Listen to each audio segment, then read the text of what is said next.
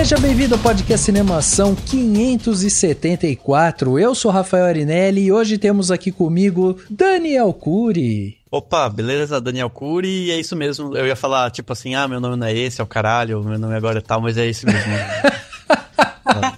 Muito bom estar aqui. Meu nome agora é Dani o Grande. Sei lá. Muito bom. Tá pronto pra falar de série brasileira hoje, Dan? Eu tô. Adorei essa série, né, inclusive. Muito Não bom, é? Tá vindo uma sequência demais de séries boas, né, assim, brasileiras, né? É muito legal, realmente. Muitas dirigidas pelo Ali Muritiba, né, que é uma pois é. Tá virando o diretor de séries aí. Isso. Temos aqui também Alan Alves. E aí, pessoal, tudo bem? Alan Alves não, meu nome agora é Alan Alves, continua o mesmo, exatamente. Não tem um alter ego. Alan bem? Alves não, só Alan, por favor. Só Alan. Mas a minha mãe vai ficar brava comigo, provavelmente. Nome artístico, pois é. O Alan, que inclusive tem texto dele já no Cinemação sobre Cidade de Deus, né, Alan? Tá lá. É isso aí, escrevi a crítica da série que eu gostei bastante. Boa. Achei realmente muito interessante tudo isso. Claro, tem alguns deslizes ali no meio do caminho, o que é extremamente normal, obviamente, mas realmente muito interessante. O Ali Muritiba fazendo um bom trabalho aí, muito mesmo. Tenho gostado bastante dele. É isso. E claro, da Roberta Rodrigues. Temos que falar de Roberta Rodrigues, que quer deixar essa pauta bem pontuada, porque sem ela não haveria Cidade de Deus, a luta não para. Nossa, essa é a minha opinião forte, hein? Verdade. Forte. É isso aí. E temos aqui Liza Zanetti. E o meu nome é esse mesmo, não tem dadinho, não tem Zé Pequeno. É isso mesmo, estamos aí mais uma vez para falar dessa série que eu gostei bastante e concordo com a Roberta Rodrigues é a alma desse projeto, assim, não tem para mim, não tem nem o que tirar nem pôr, assim. Pois é. Tem inclusive umas histórias aí para contar, mas ao longo do episódio a gente fala. Boa. Olá, mas aí não tem um outro nome, mas você tinha algum apelido legal na infância, assim, que poderia virar? Ou não? Não, cara. Sempre foi meu sonho ter um apelido. Eu nunca tive um apelido. É mesmo? Sempre foi meu sonho, porque ninguém sabia falar meu nome. Liza, ninguém sabia falar. Então, Larissa. Todo mundo falava qualquer coisa menos o meu nome. Meu sonho era ter um apelido. Nunca fui ter. Só fui ter um apelido quando eu mudei pra São Paulo, que aí todo mundo começou a encurtar pra Lai. Hoje eu sou muito feliz por causa disso. Tá aí, então. Então temos a Lai aqui com a gente. Muito bem, meus amigos, olha só. Depois de estrear no fim de agosto lá na Max, né, a série Cidade de Deus, a luta não para, chegou ao final da sua primeira temporada, já foi confirmada, né, que vamos ter uma segunda temporada, tá em produção aí, e foram 6 episódios de cerca ali de 50 minutos cada um, 2 diretores, né, diferentes se alternando ali entre os episódios, e uma história que parecia já contada, mas que voltou, expandindo seus braços aí e revitalizando personagens que pareciam esquecidos ou num segundo plano e de repente eles se tornam grandes protagonistas. E hoje eu, Dani, Alan, Lai, vamos bater esse papo aqui sobre Cidade de Deus, a luta não para. E se você não viu a série, saiba que vamos dar spoiler. A ideia aqui é justamente a gente debater como que a série, né, conseguiu se conectar com o filme lá de 2002 do Fernando Meirelles. A gente também vai falar sobre a trama, atuações, histórias aí, né, também de bastidores, enfim, temos que falar sobre várias coisas dessa série, então siga por sua conta e risco aí, mas você pode assistir a série, tá aí na Max, é só você ir lá e assistir 6 episódios rapidinho, e aí você volta aqui pra ouvir, ou, né, ouve outro episódio aí, a gente tá cheio de episódio bom no ar aí pra vocês ouvirem. É isso, vamos bater esse papo agora no segundo ato desse podcast. Sou morador da favela, também sou filho de Deus. Não sou de choramazelas, mas meu amor se perdeu. Sou operário da vida que Deus me deu. Mas se eu chego atrasado, o meu alguém já comeu. Nos últimos 20 e poucos anos, essa tem sido minha rotina na cidade maravilhosa. Eu saí da favela, mas a favela não saiu de mim. Acabou, pra cá, bota na porra! De lá pra cá, o bicho pegou no Rio de Janeiro.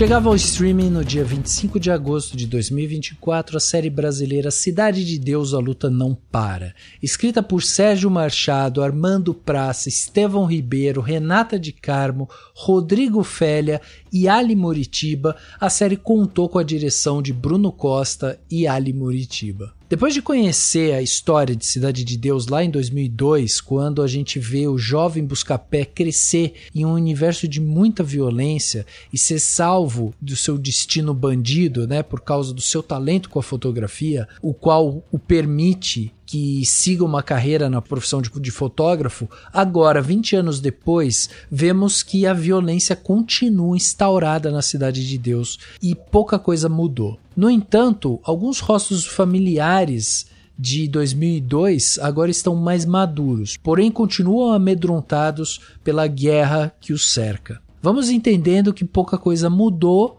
efetivamente, só que dessa vez a gente vai entender o porquê que as coisas são daquele jeito. O filme conta com a direção de fotografia do Cristiano Conceição e a série é editada pela Karen Arkman, pelo Renato Gaiarsa e pela Tainá Diniz. No elenco a gente tem o Alexandre Rodrigues, né, que vive novamente o Buscapé, o Thiago Martins, que faz o Braddock, a Roberta Rodrigues, que faz a Berenice, o Marcos Palmeiras, que faz o Curió, o Edson Oliveira como o Barbantinho, a Andréia Horta como a Jerusa, a Sabrina Rosa como a Cíntia, o Kiko Marques como Cabeção, ou Reginaldo, temos também o Otávio Linhares como o Toro, a Luellen de Castro como a Leca e o Rafael Lozano como o Israel. O filme foi produzido pela O2 Filmes e tem a distribuição da Max, inclusive tá dentro, né, do streaming da Max, da HBO Max. Bom, a gente está de novo na Cidade de Deus e a série começa logo no seu primeiro episódio ali com uma estrutura bem montada para posicionar a gente e relembrar, né, de onde que a gente saiu e para onde nós estamos voltando, né? E novamente a gente vai entrar na Cidade de Deus com a ajuda do Buscapé, que de cara já se mostra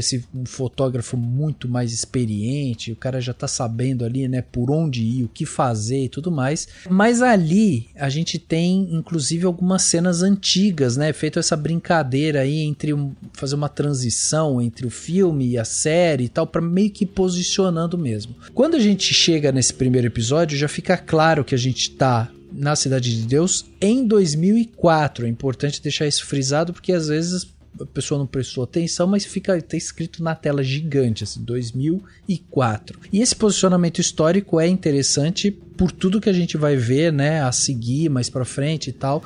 Então é interessante isso.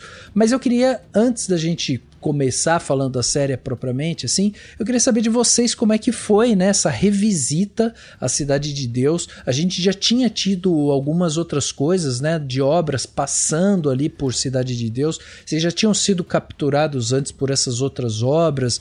Quando chegou essa série, vocês já, vou assistir porque a Cidade de Deus eu tava meio, sei lá, meio pé atrás, assim, e tal. Como é que foi pra vocês essa volta a esse universo que foi construído pelo Fernando Meirelles e que agora volta na mão aí de tanta gente boa, né? Pra mim foi uma surpresa, assim, eu não lembro exatamente como que eu fiquei sabendo, mas é bem possível que tenha sido, tipo, entrando na Max lá e vendo, sabe? Uhum. Eu não lembro agora se eu fiquei, mas eu acho que eu tinha ouvido falar alguma coisa de que, vai ter uma série, mas ok, só passou essa informação, e aí quando eu vi, eu falei, vou dar uma chance e tal, e gostei muito de ter os mesmos atores e tal, e comecei a entender, e ficou muito, a sacada ficou muito boa, isso eu achei o mais legal, assim, tipo, a história se passa 20 anos depois, tipo, a Cidade de Deus passa a maior parte nos anos 80, né?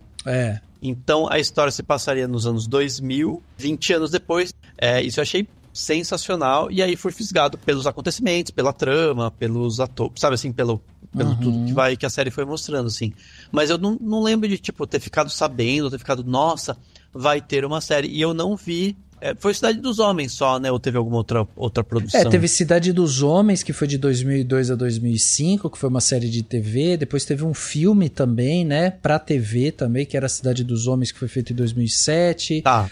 Enfim. Mas mas era o único projeto derivado que também não é totalmente, né? Só uma...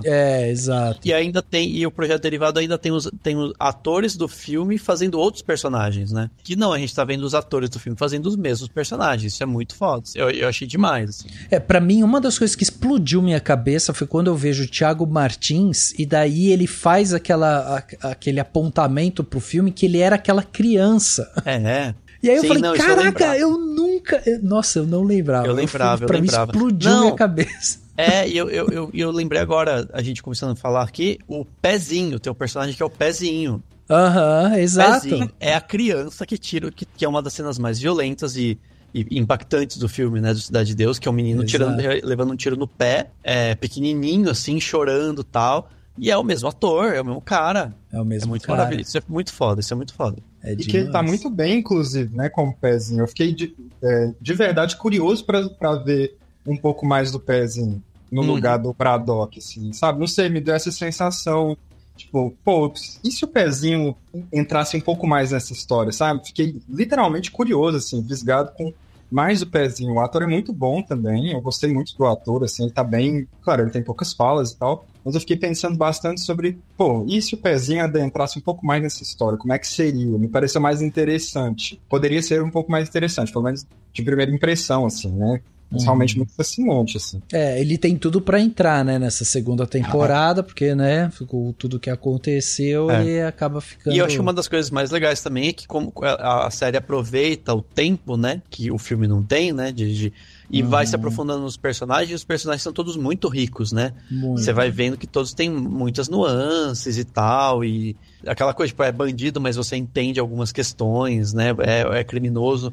Enfim, tem toda uma série de coisas que é muito legal, assim. Uma das coisas também que me chama a atenção quando eu começo a assistir a série é justamente esse aprofundamento na comunidade, assim, que era algo que a gente, no filme, a gente fica muito imerso naquela luta por poder, né, assim, na construção ali que a gente tem, né, do Zé Pequeno, o próprio Buscapé também ali e tal, mas ele não expande tanto pra comunidade. E aqui a gente vai ver, tipo, as meninas lá lutando com a música delas pra ter algum lugar, aí a gente vai ter a jornalista que tá investigando, tem, né, a questão política, tem o cara do jiu-jitsu lá que tá dando aula pras crianças e tal, e daí tem, né, Berenice com suas lutas também para tentar transformar a comunidade, Barbantinho, então a gente tem tantas coisas envolvendo aquela comunidade que ela se expande de uma tal maneira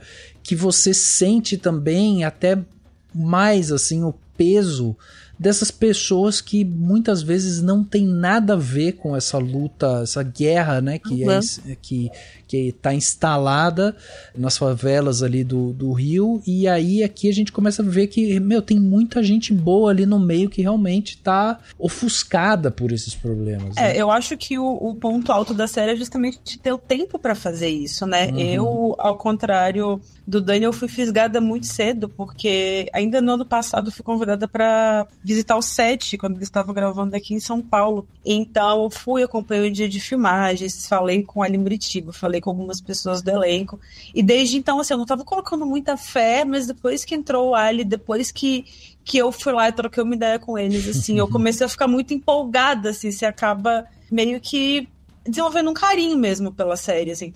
E aí, uma das coisas que mais me chamou a atenção foi justamente isso, assim, a minha percepção é que eles queriam sair um pouco de só falar daquilo sob o viés do tráfico e da violência. Óbvio que tá ali costurado, porque ele também fala ali da mineira, que é a seção da milícia, enfim, mas eu acho que eles se preocupam muito em mostrar esse outro lado de personagens que às vezes estavam ali no filme só como um pano de fundo mesmo. Eu acho que a própria Berenice, a Cíntia, que era uma personagem que eu acho que no filme nem nome tinha, ela era a namorada do Mané Galinha. E aqui ela ganha uma história, ela tem uma luta que é dela e que é muito diferente da luta, por exemplo, do Buscapé, porque ela quer ficar ali na comunidade, ela quer desenvolver ali pra dentro, entendeu?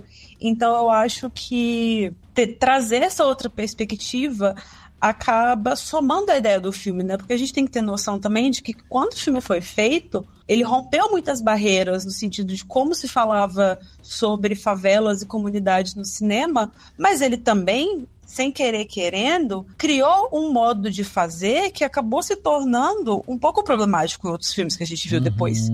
Então, eu acho que a série ela vem somando nisso para mostrar que existe a forma de você fazer o que o filme fez, aprimorando esse outro lado que, na época, talvez não era viável fazer dessa forma, porque nem tinha tanto essa discussão como tem hoje, porque essa discussão existe porque o filme foi feito.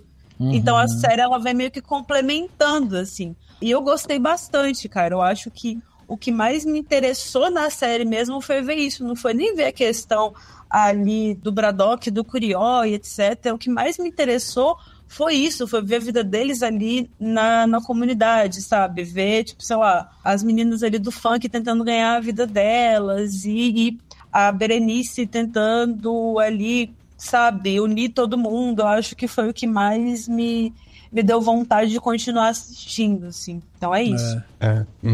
Só um comentário que eu acho legal de colocar. É uma coisa que a gente aceita e tá tudo certo, não é um problema.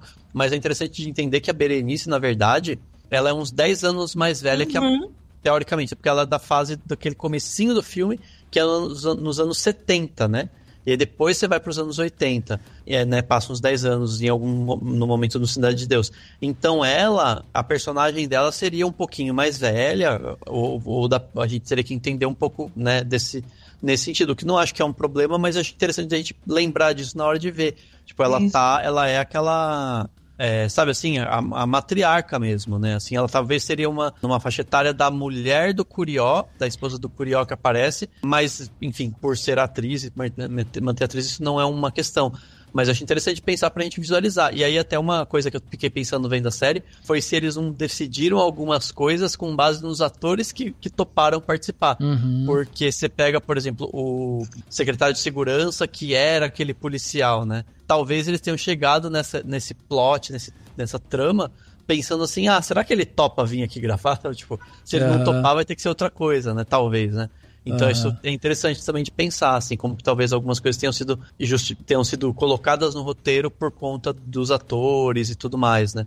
Até porque tem uma entrevista que eu vi com o Ali que ele falou que eles não conseguiram chamar a Alice Braga, né? Pra gravar, ela tava gravando a série lá, Rainha do Sul, lá. E super ocupada. Ele falou assim, ela foi uma que a gente não conseguiu trazer. E aí eles provavelmente falam assim, beleza, a trama dela não vai ter e tal, né? Inclusive é uma personagem que eu fiquei questionando se ela não ia aparecer, porque tem um momento ali logo no início que o Buscapé cita ela e tal. Eu fiquei pensando se de repente eles não conseguiram fazer uma pontinha, porque ela tá direto aqui. Mas realmente, assim, eu acho que tem um pouco disso, sim. De criar a história ao redor dos personagens que eles conseguiram trazer, sabe? A história da Berenice, eu acho que talvez tenha muito a ver com a própria história da Roberta, em algum sentido, assim. Nessa questão do que ela leva pra personagem, sabe? Sim, não, com certeza.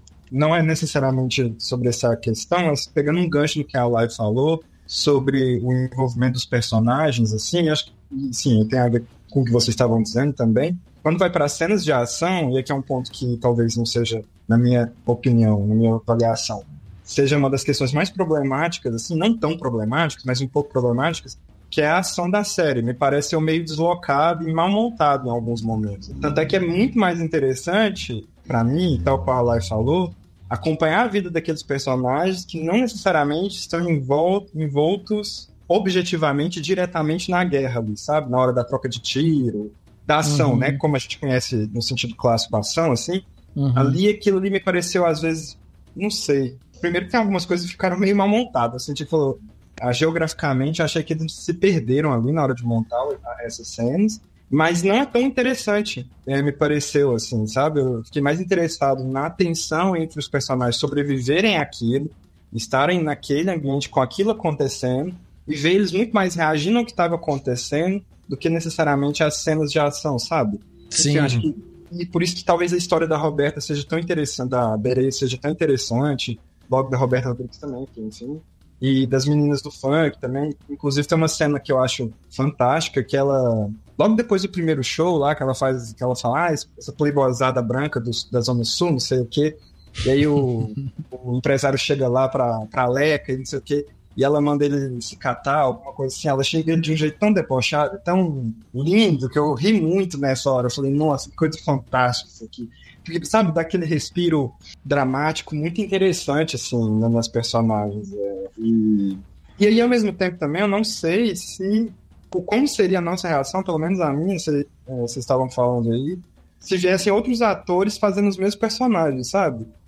Me parece uma ideia quase inconcebível em algum momento. Não, vamos colocar outra pessoa pra fazer o Buscapé, sabe? Me parece meio impensável, assim. Não sei. Sim. Provavelmente estou trabalhando com uma hipótese, estou viajando bastante em cima dela aqui, mas enfim, não sei. Ia ficar uma coisa completamente desencontrada, me parece, assim. Sim. Não, a partir do momento em que escolhem que vai ser os mesmos, daí, ou é o mesmo, ou cria outro personagem, né?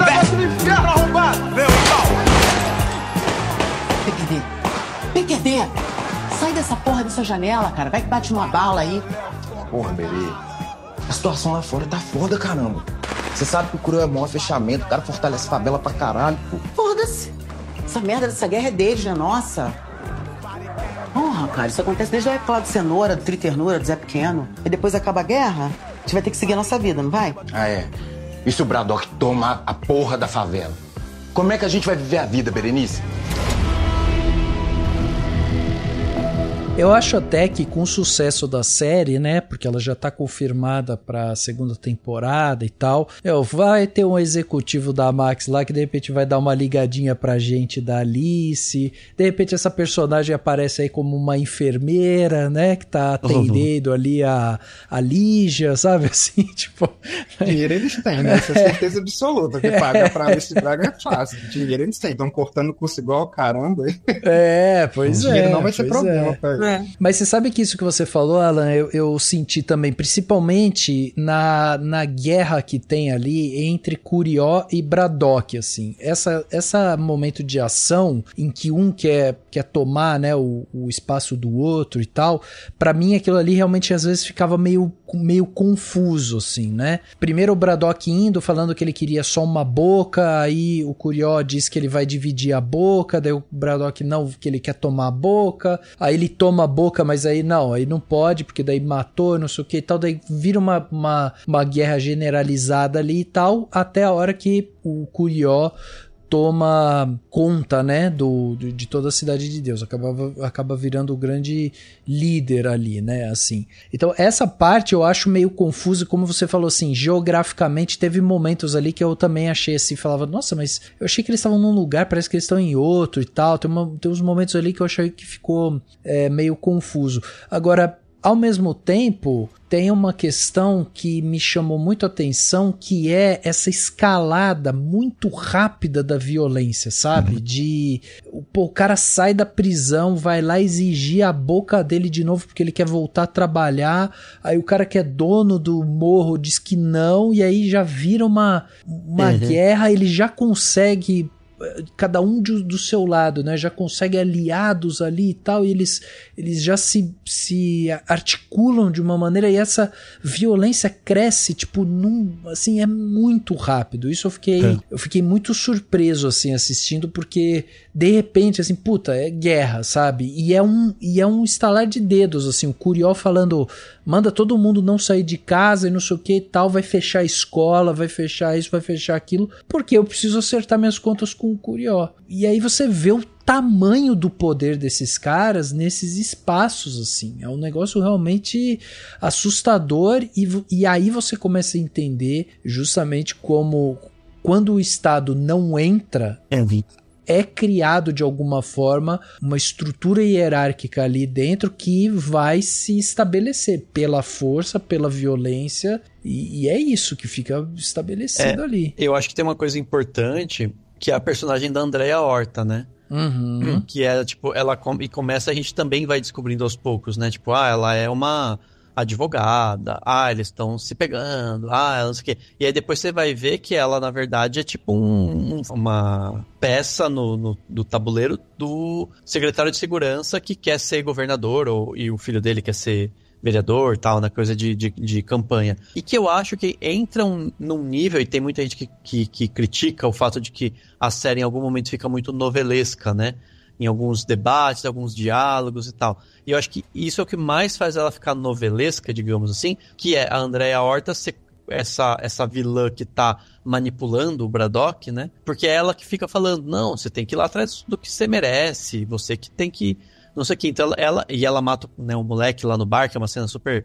Do nada, assim, ela mata o cara, né? Super chocante, assim. Tipo, eu entendo, é porque a ideia da série é mostrar como que é do interesse dos governantes que haja essas brigas entre facções, entre traficantes, entre milícia e traficante e tal, porque é o que justifica eles entrarem com violência, dar voto, porque a pessoa entra com um discurso de que tem que combater a violência, enfim. Mas, claro, assim... Acho pouco provável que na realidade você tenha uma pessoa fazendo isso como uma amante, né, que fica circulando entre esses dois ambientes. As coisas acho que não são simples assim, né? Não é desse jeito. Mas é uma forma da série ser didática e mostrar para as pessoas, ó, é do interesse de muitos governantes, de muita gente do poder, do alto poder, né, do alto escalão do governo, que tenha esse tipo de coisa e que isso seja estimulado, essas lutas, essas guerras, porque isso dá voto, isso dá poder, isso dá, né, virou uma dinâmica que exige isso, né, assim, muitas vezes, né. Eu acho que essa coisa e essa questão, ela entra muito nos problemas que a gente tá falando aqui, eu acho que entra muito na questão do desenvolvimento da série em relação aos episódios. Tipo assim, eu acho que os primeiros episódios e o último especificamente tem um problema muito sério de ritmo, porque ora o ritmo é muito acelerado e ora ele é muito devagar. Então, assim, acho que o primeiro episódio, especificamente, é um episódio que ele emula muito o filme, por motivos óbvios, né, para situar o espectador dentro daquele universo do Fernando Meirelles e da Katia Lund novamente e tal. E eu acho que o problema da cena de ação vem muito na tentativa de emular o que o filme fez, assim. Eu acho que no restante nos outros núcleos eles conseguem ter mais uma liberdade, que fica mais a cara do Ali Muritiba até, mas a cena de ação eu acho que fica muito confuso mesmo, assim. Eu não sei nem se essa questão de localização de que o Alan estava falando, se pode ter a ver com o fato deles serem gravados em várias comunidades diferentes. Não sei se isso... Eu acho que pode porque eles gravaram em algumas comunidades aqui de São Paulo, depois eles gravaram no Rio também.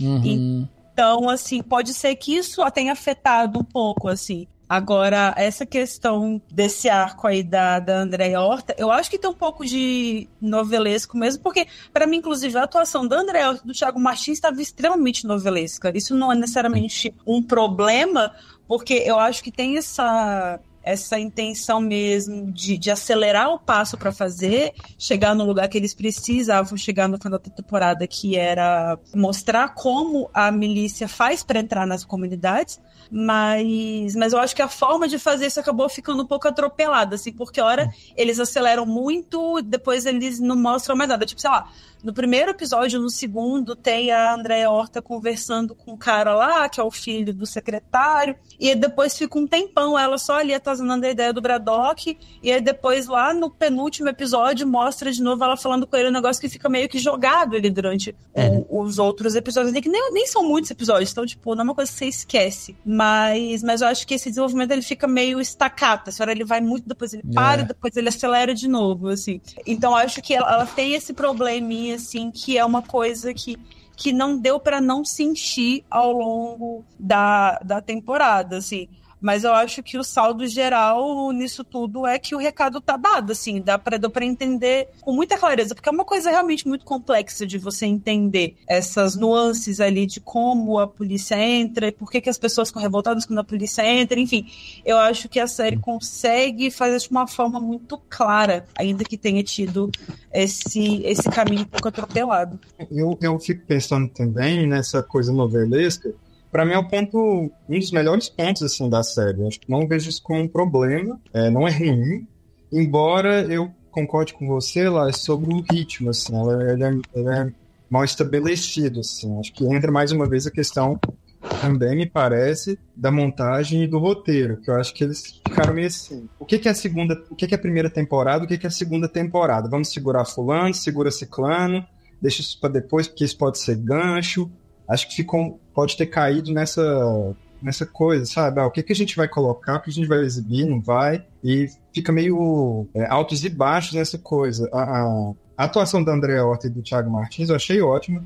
Eu tenho uma questão específica com o segundo episódio, que eu acho que ele é muito assim...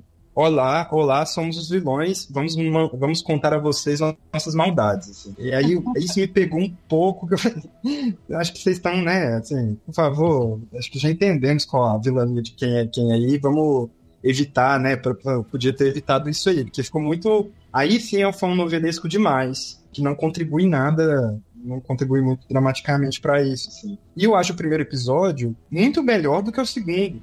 Uhum. Mesmo que ele esteja ali apresentando pra gente tudo de novo, e gaste um bom tempo, eu acho que até tempo demais, apresentando tudo outra vez, mas eu entendo a necessidade de fazer isso, tudo bem, mas acho que gasta muito tempo, e ainda assim ele apresenta muito mais dilemas e questões do que o segundo, e até do que o terceiro, assim, que já tá ali no desenvolvimento, e o que é um pouco impressionante, porque você só tem 6 episódios, que é pouco, muito pouco, e ainda assim tem uma certa barrigada em alguns momentos, assim. Era tão pouco tempo, vocês conseguiram fazer essa enrolação em algum momento, sabe? Não sei.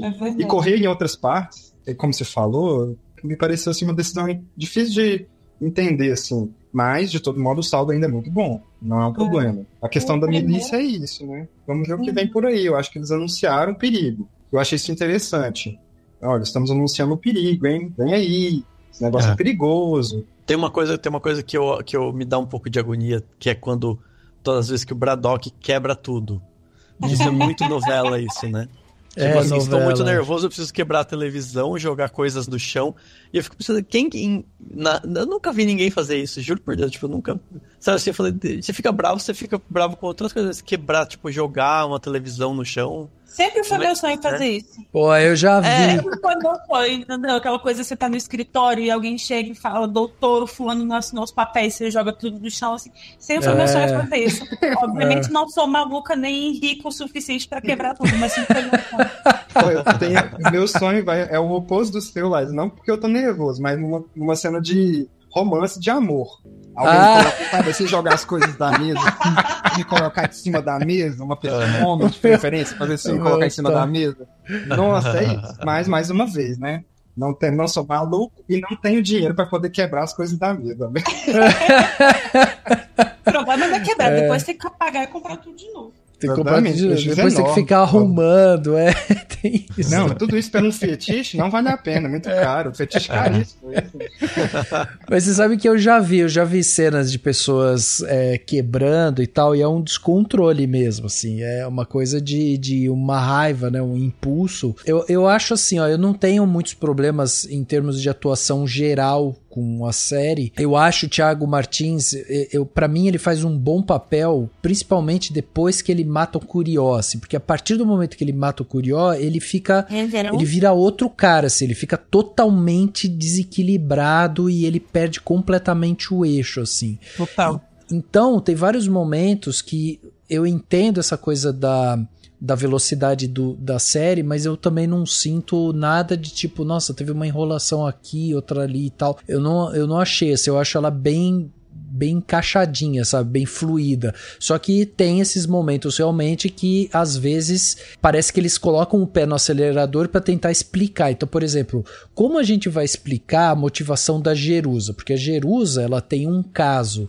lá com o vereador lá, Israel, e, ao mesmo tempo, ela tem um caso com o Braddock. Então, ela é o elo de conexão entre a política e o traficante ali. Como a gente vai explicar qual a motivação dela ali? Daí eles correm, tipo, pega o busca-pé ali, já vão conversar com um cara que é fotógrafo, que não sei o que, daí o cara pega, fala umas coisas pra eles, não sei o que, é vingança. Aí você fica meio, mas sabe, tipo, sabe, não tem como desenvolver um pouquinho mais isso, sabe, porque a gente não viu saindo dela isso, né, uma coisa tipo muito uma teoria da conspiração deles ali, assim, não tem muito uma construção dela, que você vai vendo ela construindo uma raiva do Braddock, ou sei lá, então esse tipo de coisa que pra mim às vezes incomoda um pouco, assim, esses movimentos.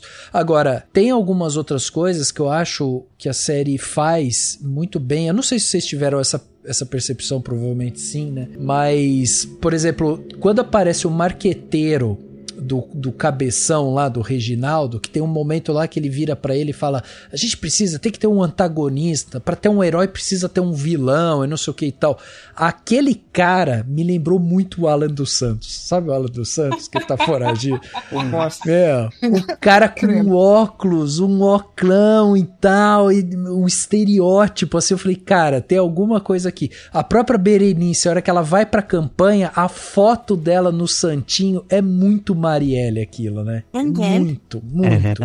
Muito mesmo. Então, assim, ele traz umas linguagens que eu acho isso muito legal. Assim, você não precisa estar envolvido com noticiário político, policial do Rio e tudo mais, mas se você tem um pouco mais, né, de noção dessas coisas, se você olha para aquilo e vai falando, pô, legal, é legal essa construção. E aí a gente tem 2 personagens fortes que morrem nessa série, né? A gente tem o Curió, na figura do Marcos Palmeira, que eu achei também que ele tava, assim...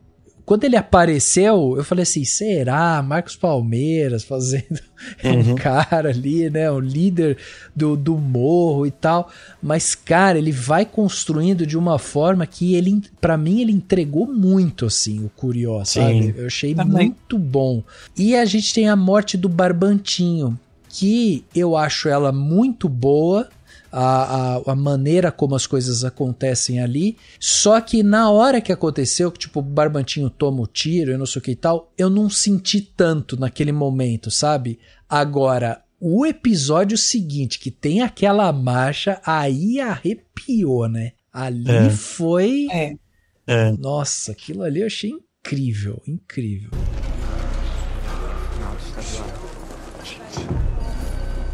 Delano, bem deu uma olhada nesse contrato. E Que esse cara que tá aí dentro, ele é o maior setinho do Brasil. desde quando o Robocop é especialista em contrato? Você não me fode. O cara estudou direito, tu não lembra? Tá misturando as coisas, mano. Não tô eu juro pra vocês, eu não tô misturando as coisas. Esse cara tá passando a perna na gente e a gente tá dando moral pra ele. Todo mundo sabe que tá cagado o contrato. Não precisa ser nenhum Einstein, não. Eu sabia. Agora, que opção que a gente tem? Todo mundo sabe que eu não tava sabendo dessa palhaçada. E aí, pessoal? Bora lá? Vem.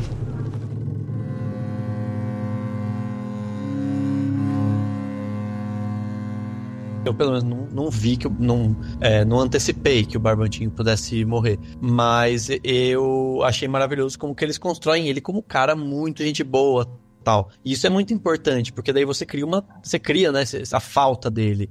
Tipo, você como espectador, eu pelo menos senti, você sente a falta do Barbantinho, porque ele era esse cara gente boa, que todo mundo gostava, que ia ser vereador, né, que ia ser candidato e tal. Então eu acho que é interessante isso, assim, porque obviamente é o que acontece com todo mundo que mora na favela e que perde amigo, parente nessas situações. De repente, você se vê sem alguém que morreu com tiro, que não fez nada, né? Claro, tem outras pessoas. A série já mostra antes disso, mostra lá o menino que fazia aula, tocava o instrumento, tal. Mas é com o Barbantinho que o espectador é colocado no lugar de todo morador de favela que já sofreu isso, que já viveu isso e que vive isso quase que o tempo inteiro, né? Infelizmente. E também a questão da Berenice, que se vê quase que obrigada a comprar aquela luta, né? Que é o que acontece também com quase toda mulher líder comunitária, que, né, seja na política institucional ou não, todo mundo que tá na luta, né, todo mundo que é militante da causa, principalmente da causa social e antirracista e tal, a pessoa não tá porque ela, sei lá, sonhou com isso, ou porque ela precisa, porque se não for ela, não é ninguém, e porque ela se vê naquele meio, né, e é o que acontece com ela, né, eu achei sensacional, assim, enfim, e aí junto com a atuação dela e tal, é muito foda, assim. Eu acho que a morte do Barbantinho, ela tem um impacto muito grande, porque a série vai mostrando ali, acho que isso é muito bem desenvolvido, assim, ela vai deixando claro o tempo todo que ele é meio que o que segura tudo no lugar ali, é ele que sabe conversar com os dois lados, assim, da comunidade, saber apaziguar as coisas, tanto que ali depois que o Curió morre, é a ele que o Braddock recorre pra não perder o controle mais ainda da coisa, porque ele já tava militando, né, então é o Barbantinho que segura ali tudo no lugar. Então é uma morte que tem um impacto muito forte, Porque é isso, assim, aquela coisa que todo mundo sente. E é uma coisa, assim, gera uma catarse imediata se ver aquela cena da passeata ali do protesto dos moradores vestidos de branco. Porque, assim, a gente já viu isso, pelo menos nos noticiários, assim, inúmeras vezes. Nas últimas décadas, assim. Então, é uma coisa que assim, machuca de uma forma que eu terminei de ver o episódio, a gente ficou sentada aqui no sofá da sala, olhando uma cara da outra, assim, meio que em choque, sabe? Porque é um negócio que atravessa a gente que não tratou atropelando, assim. Então eu acho que é muito bem construído e justamente... E essa coisa do papel social é tão interessante que mesmo quando a Berenice vai ocupar esse papel de vereadora, ela não faz da mesma forma que ele faz. Não, Porque, inclusive, ela tem aquele embate ali com o Braddock por causa disso, porque o método dela é outro, ela é outra pessoa, ela tá levando aquela luta pra frente, mas ela tá levando do modo dela, assim. Então, é uma continuidade sempre no coletivo, né? Porque vai construindo, assim, ela pega o que era o ensinamento do Barbantinho, o que ele fazia, mas ela também leva o dela. Então, assim, é realmente uma luta muito comunitária, porque não é individual dele, também não é individual dela. Então, assim, eu achei isso muito bonito.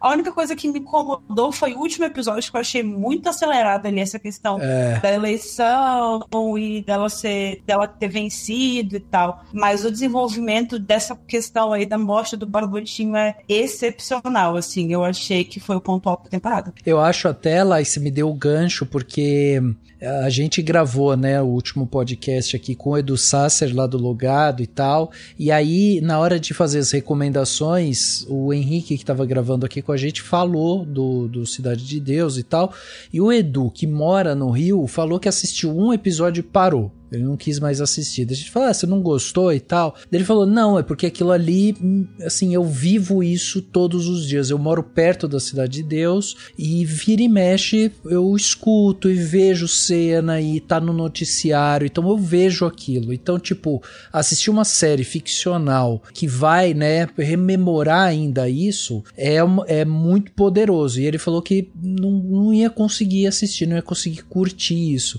E na hora eu até falei isso pra ele, eu falei assim, cara, o fato de você estar falando isso é uma comprovação da qualidade da série, porque ela realmente, como ela entra, né, e permeia esse dia a dia ali da comunidade e tal, para quem tá ali perto, é realmente, assim, é um dedo na ferida, assim. Eu acho isso muito impressionante.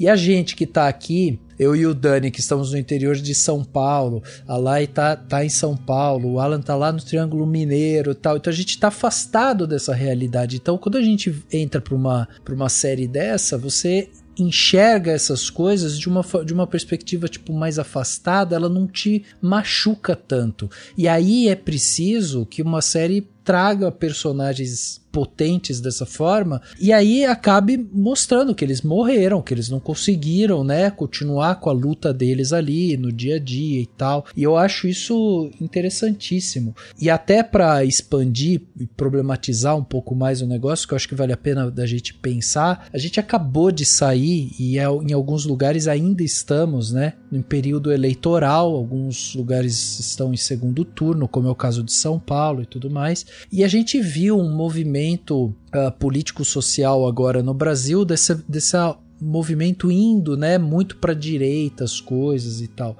E aqui na série tem uma coisa que me chamou a atenção, que foi justamente a figura do Cabeção, que era aquele policial e tudo mais, vira secretário do governador, né, de segurança. Ele tem um filho dele que é vereador e tá lá, que tem umas falas super incisivas lá na Câmara de Vereadores, e aí quando você vai vendo que aquele cara que é corrupto, que tá ali com o filho, que sabe dos esquemas e tal, e o cara vai com todo um discurso moralista dentro da Câmara de Vereadores e não sei o que, você não consegue não fazer conexões com a realidade vendo aquilo ali, sabe, na série. Parece uma família aí, né? Não sei qual família não, mas parece uma família aí. Parece algumas famílias, né, Alan? E aí você vê isso, e aí a gente tá vivendo um momento eleitoral agora, em que a gente vê que existe realmente uma dificuldade da gente colocar berenices dentro da Câmara de Vereadores, da gente colocar barbantinhos dentro da Câmara de Vereadores, por exemplo. E aí a gente vê também que é uma coisa que fica num segundo plano da série, mas que me chamou a atenção, que também era um pouco desse papel da mídia, sabe? A mídia o tempo todo indo lá, falando com o Reginaldo, né, o Cabeção, secretário de segurança, indo falar com o vereador lá, o filho dele e tal. Inclusive na hora que tá tendo essa incursão do BOPE dentro da favela, a mídia vai pra cima do secretário, e mesmo a comunidade chegando e falando, viu, a gente quer falar com você, quer não sei o que, a mídia ignora eles o tempo todo. E isso é muito simbólico, assim, né? É lógico que se fosse na realidade, com certeza um jornalista ia dar um microfone ali pra ouvir que aquele cara, afinal de contas tem um morador apontando o dedo pro secretário. Mas o que eu acho interessante disso é porque durante muito tempo a gente viu, principalmente ali 2006, 2007, 2008, né, governo Dilma e tal, a gente viu uma criminalização da esquerda de uma forma muito, muito forte dentro da mídia brasileira. Ao ponto de que hoje, aqui em São Paulo, se a gente tem um candidato como o Guilherme Boulos que fala que vai fazer o poupatempo da saúde, por exemplo, a mídia chega pro Boulos e fica perguntando como que ele vai fazer aquilo. Eles querem saber como isso vai impactar o orçamento, como que ele vai fazer, como que vai, né, quais são os métodos que ele vai usar e não sei o que. Então eles vão pra cima porque ele precisa explicar tudo. E aí você tem um Pablo Marçal do lado falando que vai colocar teleféricos pela cidade e ninguém pergunta pra ele sobre isso. Ninguém fala com ele sobre isso. Tipo, que ideia estúpida é essa, sabe? Da onde vai vir esse dinheiro? Como que esse negócio vai funcionar que você tá falando, sabe? Ninguém pergunta. Então, ainda existe um modus operantes, assim, dessa visão. E aí, quando a gente vê justamente essa situação que o Dani tava falando, de que uma líder comunitária tem que ir lá e se ver, né, numa situação que muitas vezes ela tem que assumir esse papel e ir lá e tudo mais. Tipo, é uma coisa tão, assim, que ela precisa se movimentar de uma forma diferente porque não tem ninguém olhando pra eles, assim. E eu achei que Cidade de Deus, nessa série, ele deixa isso muito claro, assim. Você tem poucos vereadores olhando pra Cidade de Deus, você tem uma grande maioria pensando na próxima eleição, né, em criar os seus vilões para que aqueles sejam os heróis e não sei o que, e no povo mesmo ali não existe. E aí você, às vezes, de uma tragédia como a morte do Barbantinho, você precisa elevar uma Berenice a esse lugar porque precisa ter alguém para trazer essa voz. Então eu acho essa construção muito bem amarrada, assim, sabe? E mostrada aqui, assim. Enfim, problematizei, né, gente?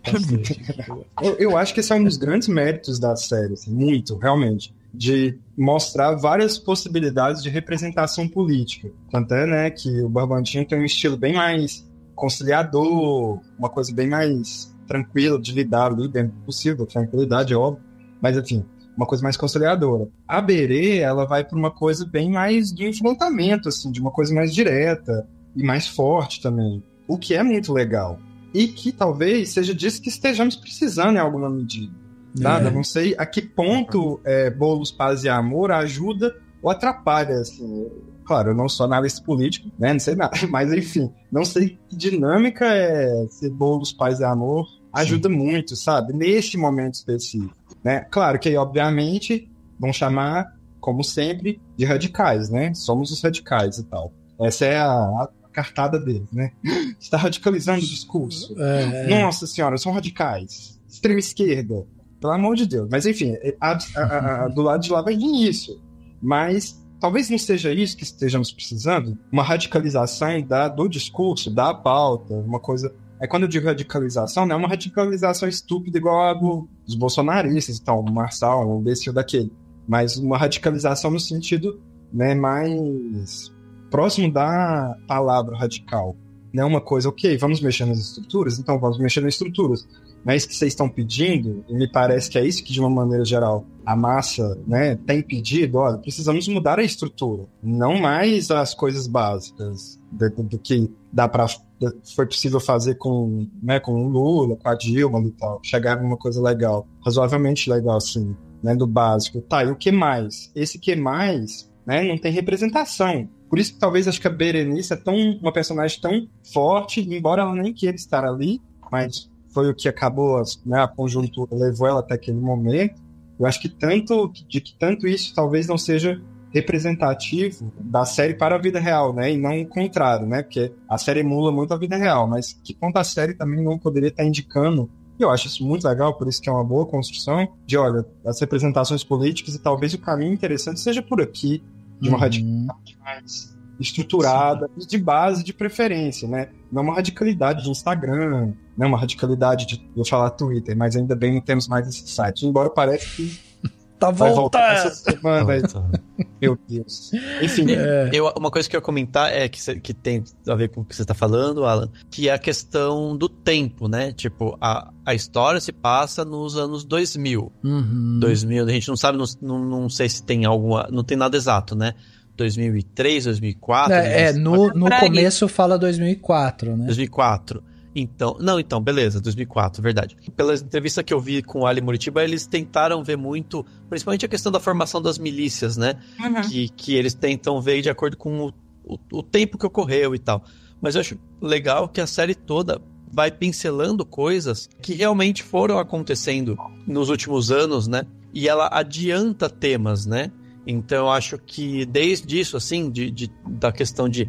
Sabe, assim, foi no início dos anos 2000 que começou, sei lá quando que começou, e óbvio que tem muita gente lutando há muitos anos, e óbvio que não é assim, mas é um pouco recente, por exemplo, estar no mainstream um debate sobre a importância de ter mulheres negras representando nas câmaras e nos espaços de poder. É um pouco mais recente que se discute amplamente na sociedade sobre, sei lá, sabe, a forma como as favelas foram historicamente desrespeitadas, né?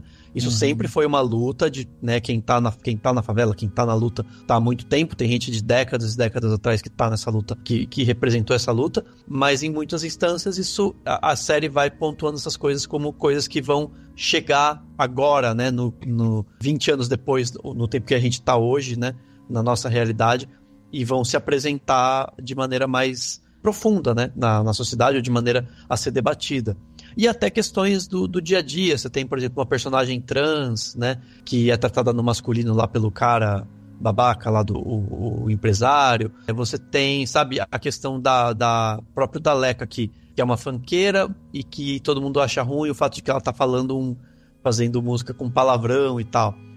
Realmente foi naquela época que tava, né, o funk tava num determinado momento, para depois, nos dias de hoje, você ter, sei lá, uma Anitta, por exemplo, que representa esse funk, embora tenha seguido por outros caminhos, enfim, mas que levou para um outro lugar, entendeu? E que a gente hoje se tem um debate, se tem conversa sobre como esse tal desse funk com o palavrão, ele tá falando sobre uma determinada realidade, ele é a forma que a mulher tem, né, que essa cantora tem de se colocar no mundo e de se expressar e tal. Então é legal isso, ele tá realmente bem localizado no tempo, eu acho, sabe, a série, né, ela tá tratando desses assuntos justamente como coisas que estavam efervescentes e que foram moldando, então, só que ao mesmo tempo ela também é bem aquela coisa do fruto de seu tempo, né, ela tá discutindo tudo isso, porque ela, apesar de se passar em 2004, ela é uma série de 2024, né? A comunidade foi dominada por uma guerra do tráfico promovida pelo traficante Braddock.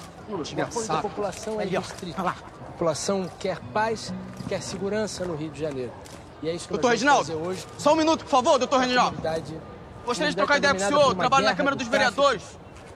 Eu sou representante dessa comunidade aqui, doutor. Número 1 só um minuto com ele aqui. Essa pauta prioritária, a segurança do povo do Rio de Janeiro.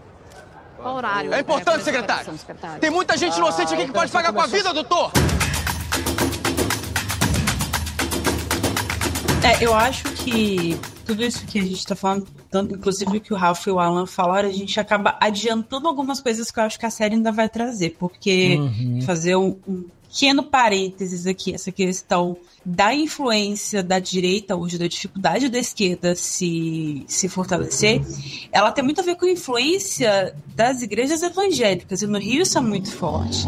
E eu acho que é uma coisa que essa série ainda vai trazer, porque a gente está em 2004 ainda. Teve um momento no Rio de Janeiro que você olhava assim, só tinha 3 coisas no Rio de Janeiro: Smart Fit, Valzira e Igreja Universal. Era área de tudo. Eu morei lá por quase 10 anos. Você olhava assim, uma esquina tinha Smart Fit, outra tinha bolo da Valzira, outra tinha uma Igreja Universal. Era surreal. A Valzira não chegou no... O bolo da Valzira não chegou no São Paulo, né? Acho que é a única coisa aqui na capital acho que tem algumas unidades. Mas tem um lugar que não apareceu aqui em Minas, que é da Chico. Mas é muito gostoso o bolo da Valzira, o bolo bem caseirinho. Mas enfim, parênteses aqui, não tem nada a ver uma coisa com a outra. Eu acho que tem muito chão ainda pra série percorrer nesse sentido. Porque, por exemplo, essa questão das milícias, eu acho que ela realmente está muito bem estudada na série, porque a gente está falando ali de uma época que elas ainda eram chamadas de mineiras, não era nem milícia.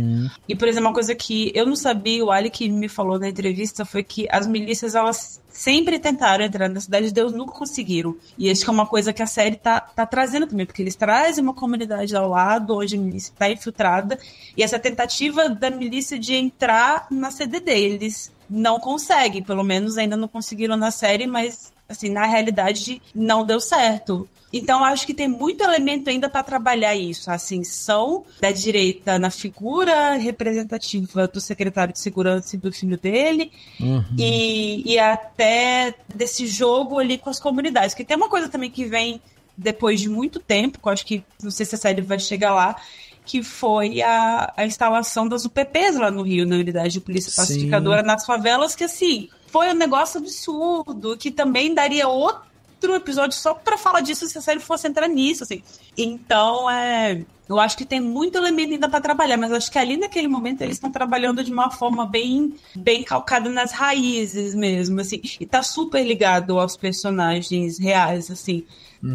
Logo quando eu fiz a entrevista, foi um pouco antes da série estrear, tinha saído uma história que a Berê tinha uma inspiração na Marielle, né? E eu perguntei isso pra Roberta, eu perguntei se era verdade, o que ela podia falar sobre isso, assim, cara, eu fiquei com o olho cheio d'água na sala, porque ela começou a chorar falando disso. Ela falou que a personagem é muito claro que tem essa inspiração na Marielle, agora que a gente viu, a gente sabe, mas o que ela falou foi isso, que tipo, o que eles queriam era que a Marielle estivesse viva pra assistir a série, sabe? E que eles queriam essa personagem viva. Ela falou que ela insistiu com os roteiristas, com todo mundo. Ela falou, vocês podem escrever qualquer coisa pra Berenice, mas vocês não escrevam que ela vai morrer, porque eu não vou morrer. Ela falou que ela falou que ela se recusava a morrer, assim.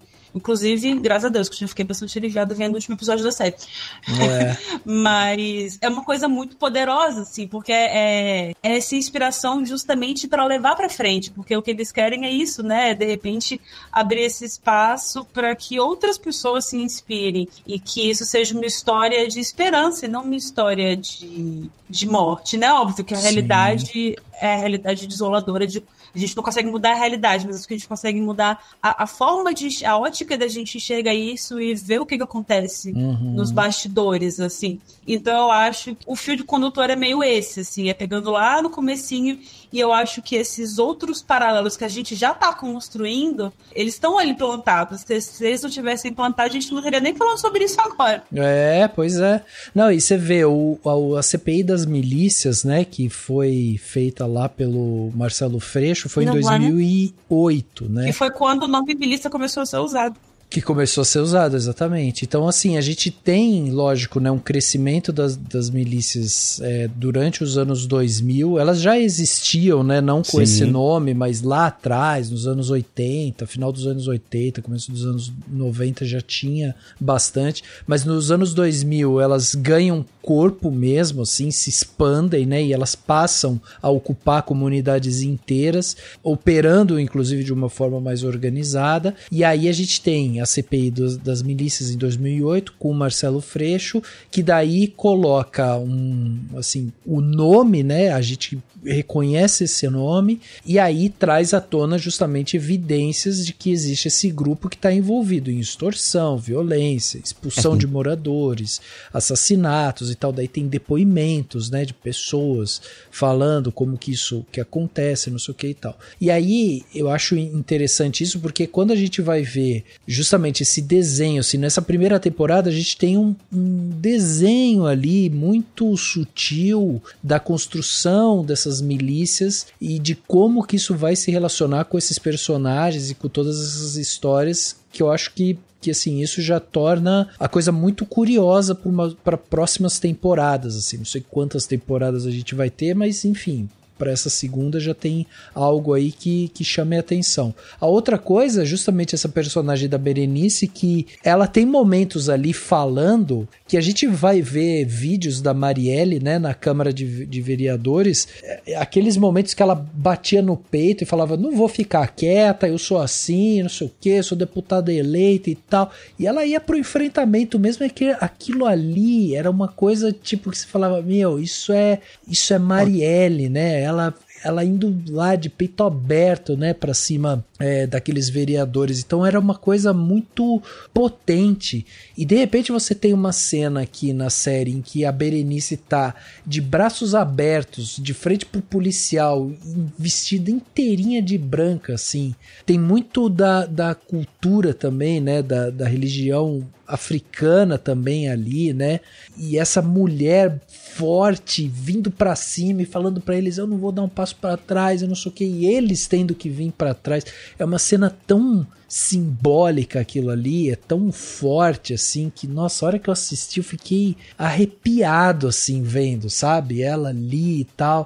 E aí eu gosto também, que daí eu acho que a gente vai ter que falar um pouco dele também, né, do nosso querido Buscapé, né, que é o nosso guia aqui durante essas histórias, porque ele tem um momento que ele fala, né, que ele fala assim, a Berê vai se tornar um símbolo, né, ela vai ficar muito grande, mas depois eu conto isso, depois eu falo sobre isso, tipo, ele deixa um pouquinho mais pra frente, mas a gente vê isso, assim, o quanto que ela cresce com aquilo, né? Não, uma coisa importante sobre o Buscapé, que é importante da gente entender, é que a visão dele, a mudança de visão dele é reflexo da mudança de visão que a série faz em relação ao filme, né? Uhum. Porque o filme Cidade de Deus, por mais maravilhoso e clássico que já é, ele é muito criticado por ser uma visão branca, né, sobre a favela. Então, é uma visão de pessoas da elite sobre o que é a favela.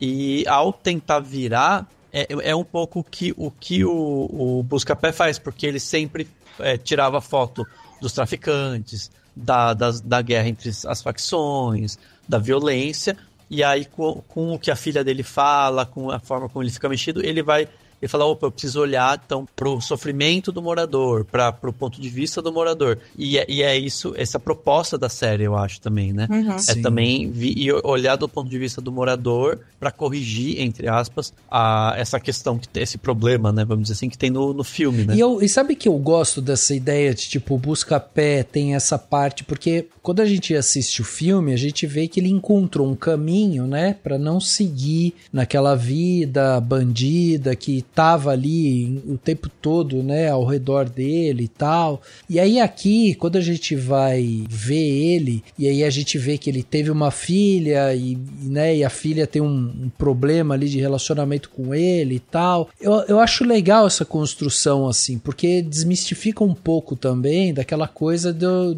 tipo, ele saiu e agora ele está perfeito, sabe? Ele está seguindo uma vida toda certinha, não sei o que e tal. Porque não precisa disso, assim, né? Cada um vai desenhar a sua vida do jeito que ela vai sendo construída ali. Então eu acho interessante isso, assim, ele ter esses problemas de relacionamento com a filha. Ele é um cara, o personagem dele é um personagem que tem dificuldade de, às vezes, falar, de se impor e tal. E aqui a gente vê um Buscapé que às vezes chega e fala, não, publica essa foto aqui. Então um Buscapé um pouco mais combativo, um Buscapé um pouco mais, lógico, né, um Buscapé mais maduro, que, né, passou por várias coisas nessa vida e tal. Então você vê que é um personagem personagem que evoluiu do filme pra agora, é outro cara, assim, né? Mas ao mesmo tempo, ele tá mais combativo.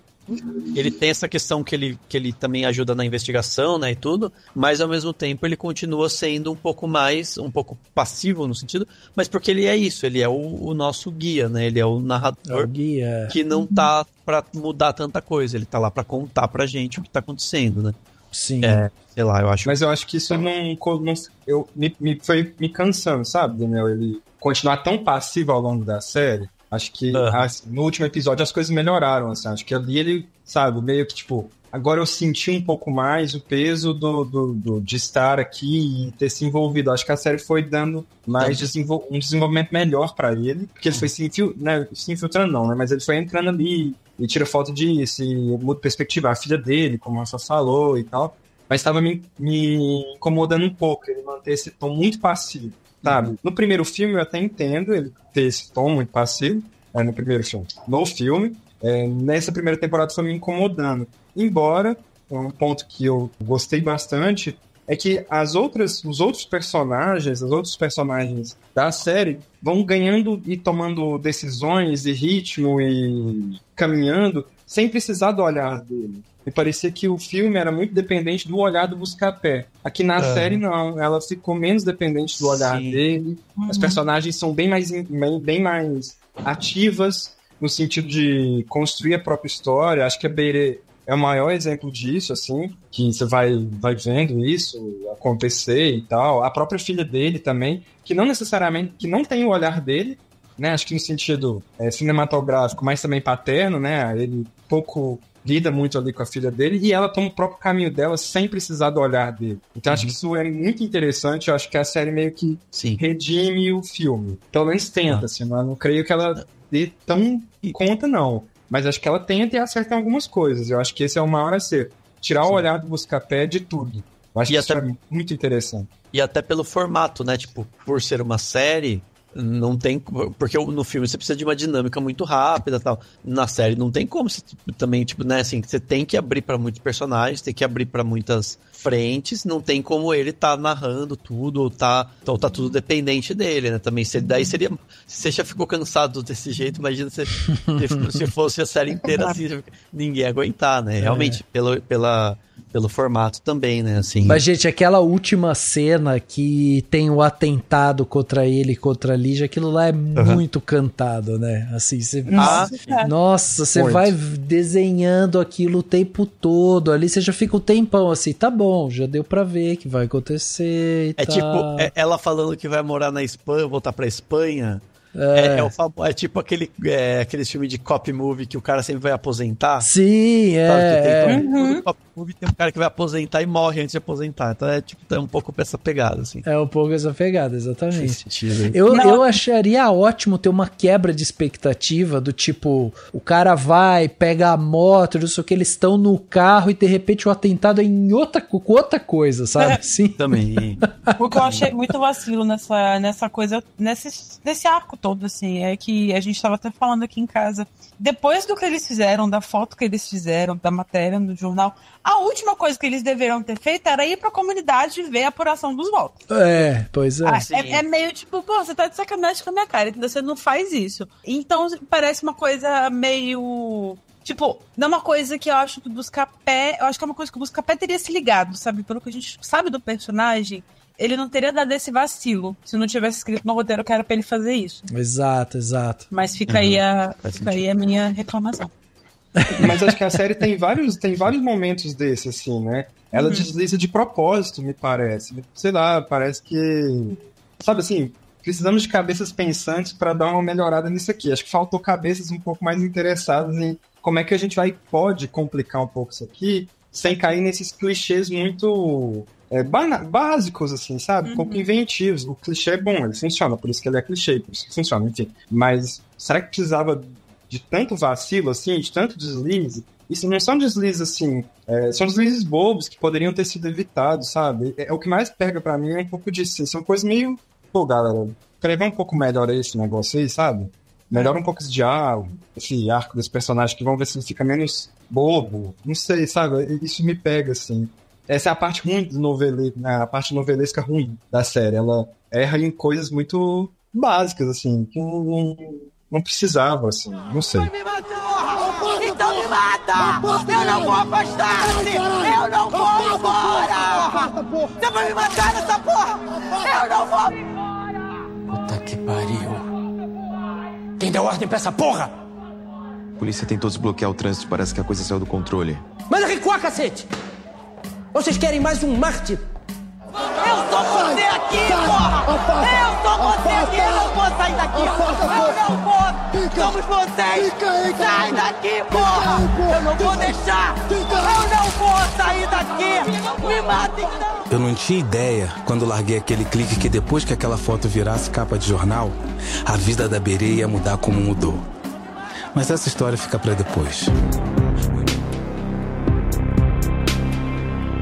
Por exemplo, esse outro personagem, né, que é o Cabeção, que era policial lá no filme, aqui secretário de segurança e tal. Beleza, a gente já tem esse histórico, sabe que ele era um policial corrupto, né, se fez dentro da carreira policial ali e tal, chegou a esse posto de secretário e tudo mais. Mas, tipo, tem momentos ali que você não consegue entender por que ele tem tanto ódio do filho, por exemplo, sabe? Tipo, tem uma construção que você vai vendo assim, tá, ele é só escroto porque ele é escroto, porque ele é o policial corrupto, então ele não pode demonstrar nenhum afeto, nenhum amor, nada por ninguém, nem pelo filho dele. Então você tem um filho meio carente pela atenção, um pai que ignora, né? Porque tem um momento lá que quando o filho é eleito, a câmera vai buscar a reação do Cabeção assim e ele meio que só sai, né? Ele sai ali e é aí que ele vai falar no ouvido do Toro lá pra pegar a moto e tal. Então você tem aí, sabe, tem coisas assim que às vezes eu sinto um pouquinho de falta desse assim, de pormenores para ajudar a gente a entender um pouco mais o contexto de algumas coisas ali, entendeu? É nesse momento que eu acho que a série às vezes tende a apertar um pouquinho o pé no acelerador e às vezes esquece de trazer pra gente esses pequenos detalhes assim que eu acho que daria um pouco mais de substância ali pra gente entender aquele personagem efetivamente, né? Mas ela fica meio em aberto e você mesmo preenchendo algumas lacunas ali, né? Vamos falar em Cabeção, Israel. Em Cabeção, vocês acham que Israel foi uma piscadela ou eu que tô viajando muito? Eu acho que pode ser. Eu acho que pode ser. Por exemplo, por que ele chama Israel? Não pode esquecer que tem uma favela no Rio de Janeiro, a faixa de Gaza, né? E o complexo de Israel também, né? Que é no Rio também. Não tem também. De Israel? Não sei, pode ser que eu esteja viajando, mas eu acho uma piscadinha muito legal, se for. Mas... Não, mas vai vir a seguir, assim, na questão evangélica, como a Lai falou, não sei, assim... Pode ser. Uhum. Pode ser.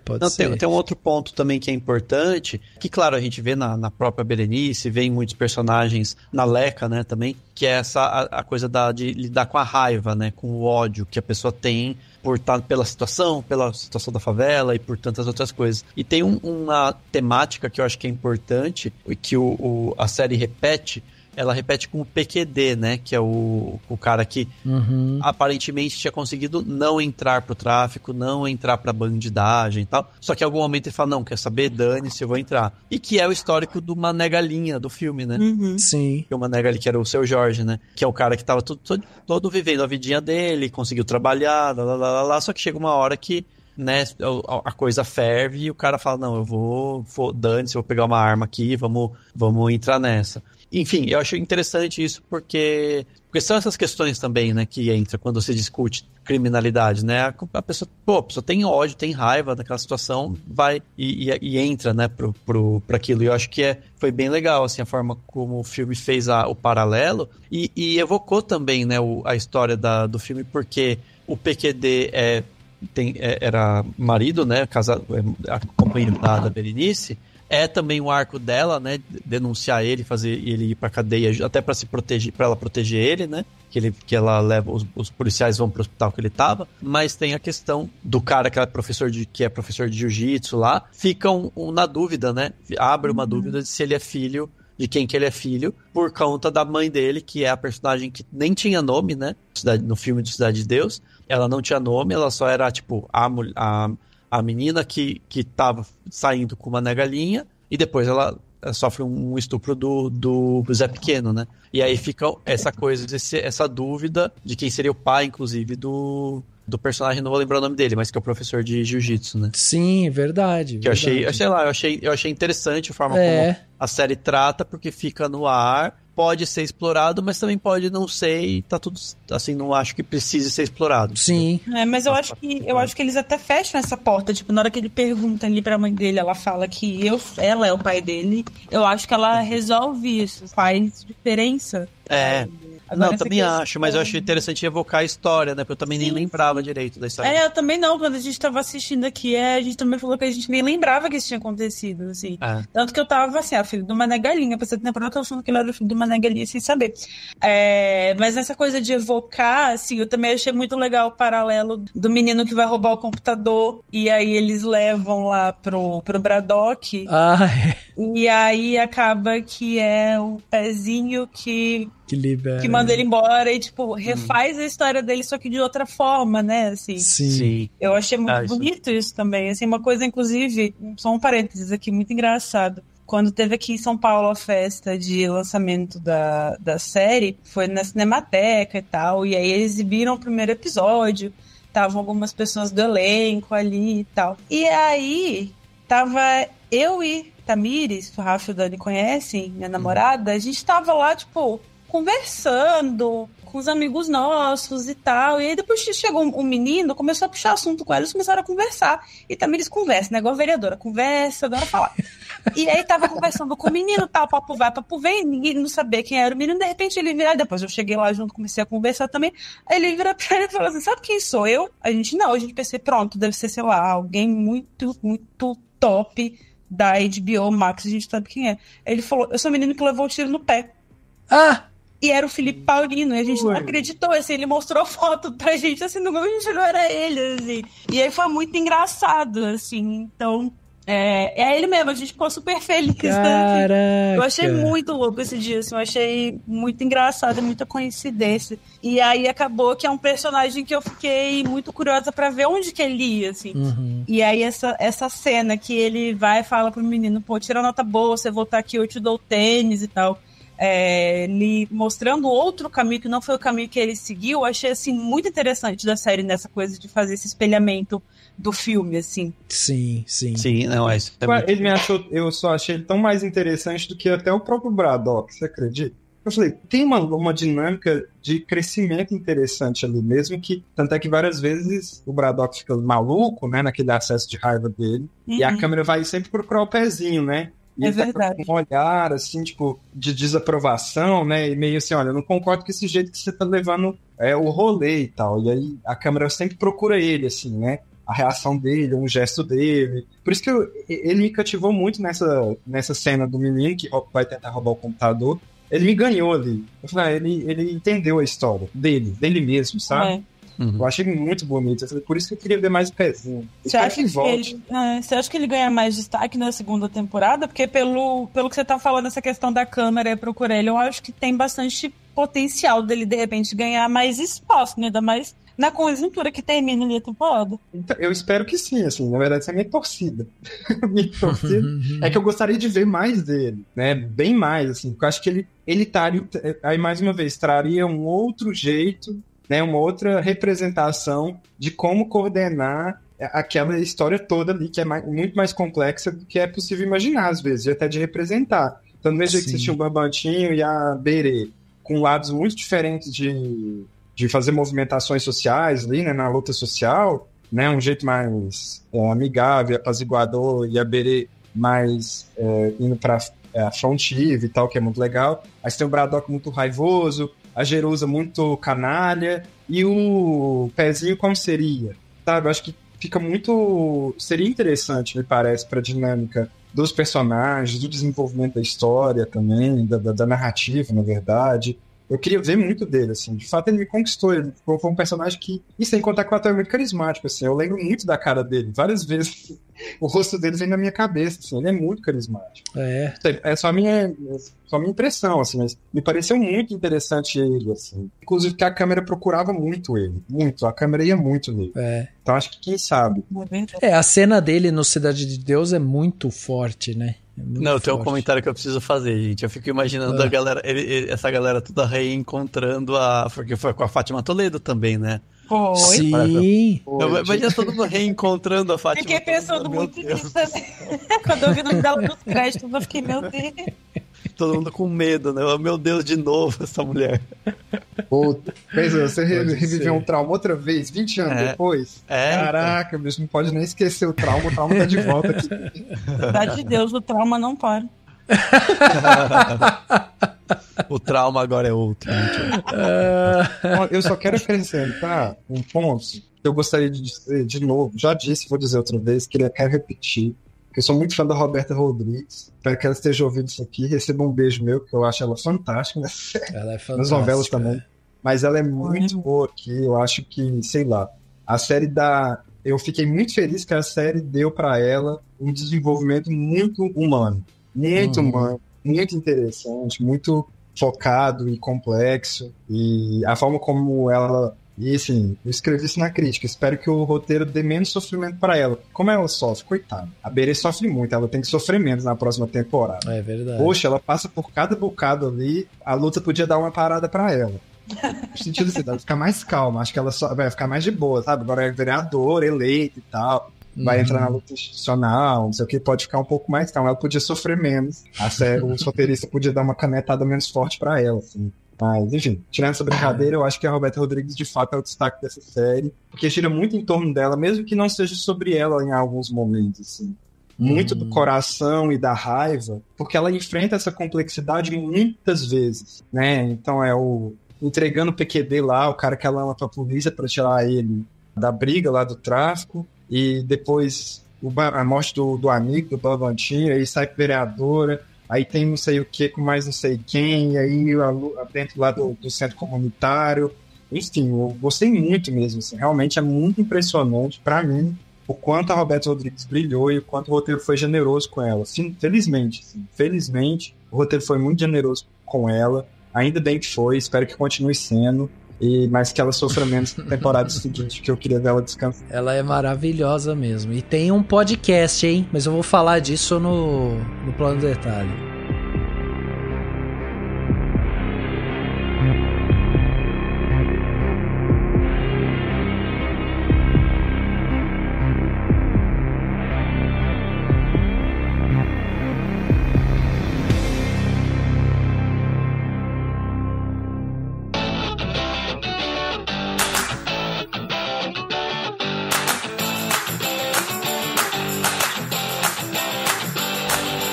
Plano Detalhe da semana, aquele momento onde a gente dá dicas para os nossos ouvintes aqui, né? A gente vai trazer coisas diferentes aí, né? De repente, para você fazer durante a semana. Alan, vamos começar com você? Vamos começar com o que você trouxe de bom, de dicas aí para os nossos ouvintes? Vamos lá. Eu vou fazer um jabá, um alto jabá, que é sobre os textos que estão no Cinemação, sobre a cinematografia da Catherine Bigelow, que é a minha nova obsessão atualmente, então fica aí a sugestão para ver os filmes dela, fazer uma filmografia interessante dela, que ela tem uma filmografia muito interessante, então fica a minha sugestão para darem uma olhada na filmografia dela e depois conferir meus textos, modéstia à parte, eu acho que ficaram legais, não vou dizer que ficaram bons não, mas ficaram legais, então por favor, dê uma conferida lá. Ficaram bons pra caramba, assim, viu?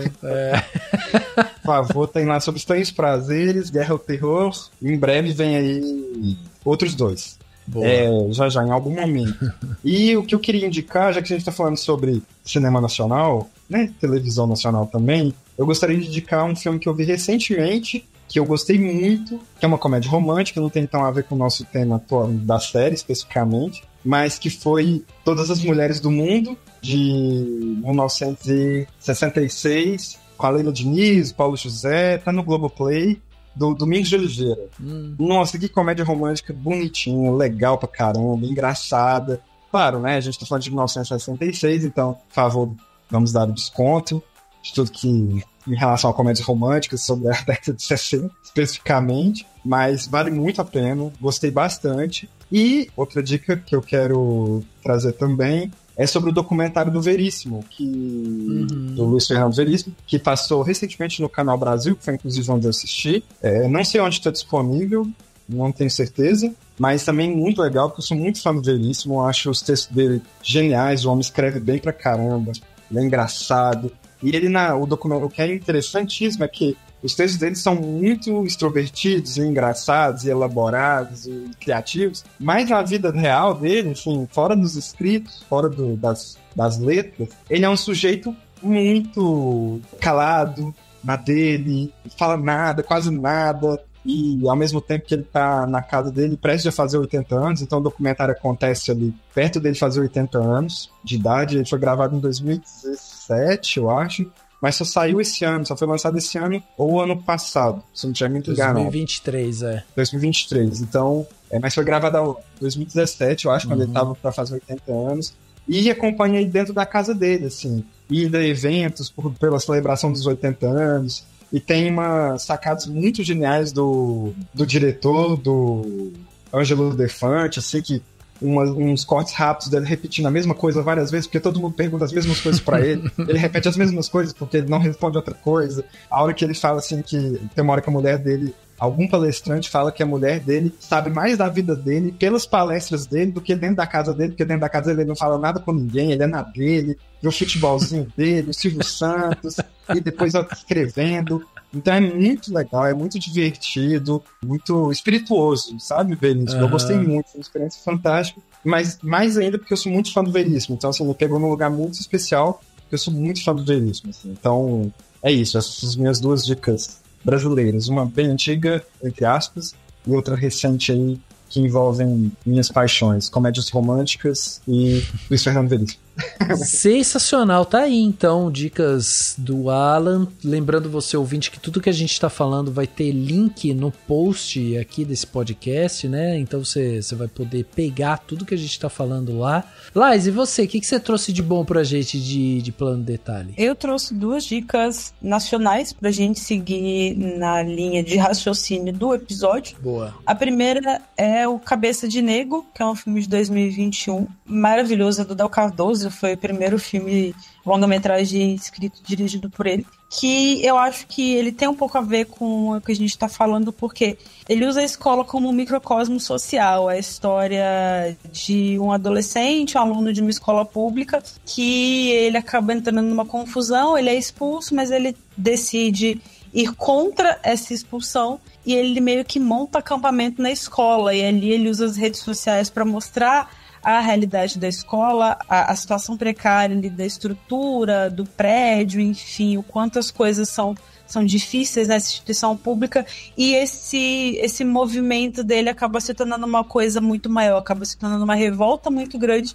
que tem muito a ver com a ocupação das escolas que teve aqui em São Paulo, né? Então, assim, eu acho que o muito interessante desse filme é que ele é um filme que trata tudo isso de uma forma muito humanista, acho que tanto na direção quanto na fotografia e na construção desse personagem, que acaba sendo os olhos do público dentro da história. Assim, e nisso tudo ele acaba usando a escola, a estrutura física, ele como local, como um microcosmos da sociedade mesmo, porque ali você vê todos os jogos de poder surgindo e algumas coisas morrendo, outras nascendo, e como que essas instituições dialogam uma com a outra, como é que é esse jogo de poder, assim, essa troca. Então é um filme muito interessante, assim, eu gostei bastante de assistir esse filme. Cabeça de Negro tá no Globoplay, no catálogo, se eu não me engano, do Telecine, mas dentro do Globoplay. E a minha segunda dica também tá no Globoplay, que é a segunda temporada de Reis Guerreiros. Gente, desculpa, quem não tá vendo Reis Guerreiros tá errado, porque, assim, esse ano o Globoplay lançou algumas segundas temporadas de séries que foram muito tristes pra mim assistir, porque foram temporadas difíceis, ruins, em todos os sentidos mesmo. E eu tava com muito medo da segunda temporada de Reis Guerreiros, porque a primeira é maravilhosa, e a segunda tá entregando tudo, assim, é divertida. O elenco tá afiado, todo mundo tá muito bem ali, é engraçada, as músicas que eles compõem são surpreendentemente boas e muito chiclete.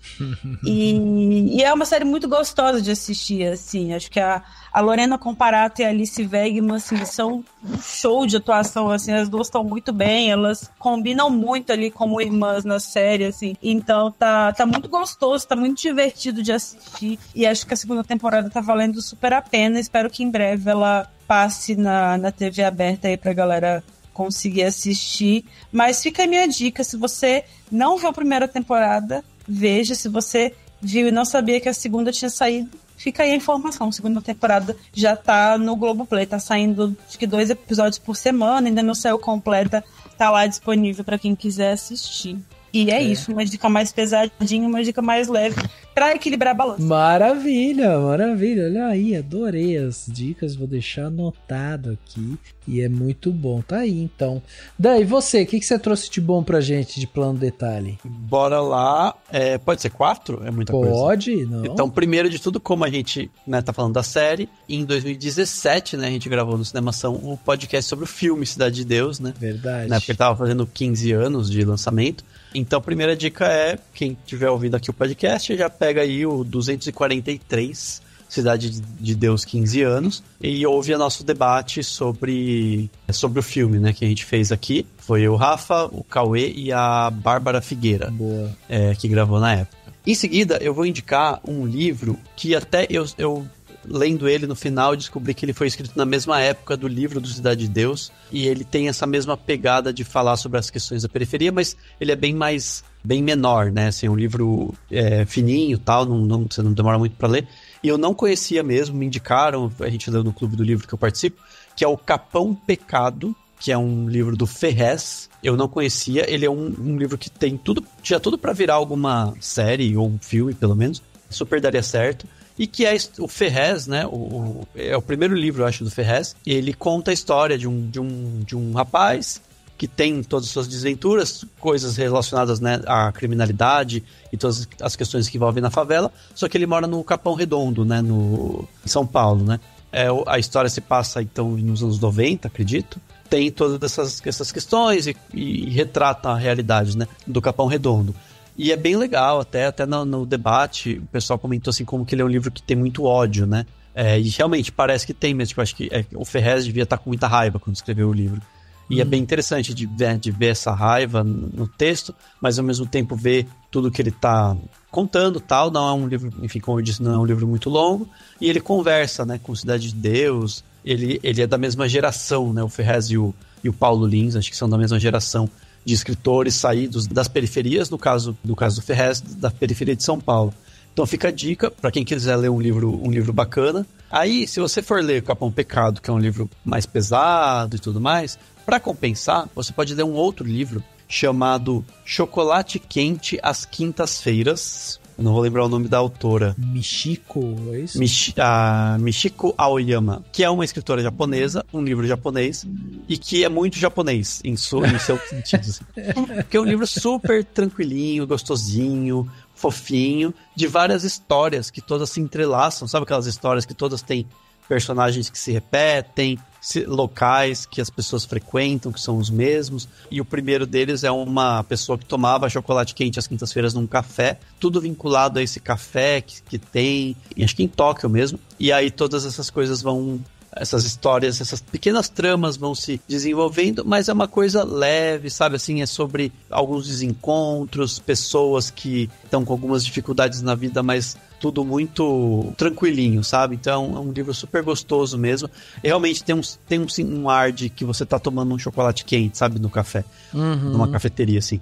Então é super gostoso, é um livro leve para quem estiver procurando uma leitura bem, sabe? Nossa, tem ele em audiolivro no YouTube. Ah, bacana, ótimo. Se quiser em audiolivro também, bora ouvir também. Um outro a minha outra dica também é a série que eu assisti junto com Cidade de Deus, com a série de Cidade de Deus, que foi o Anéis do Poder.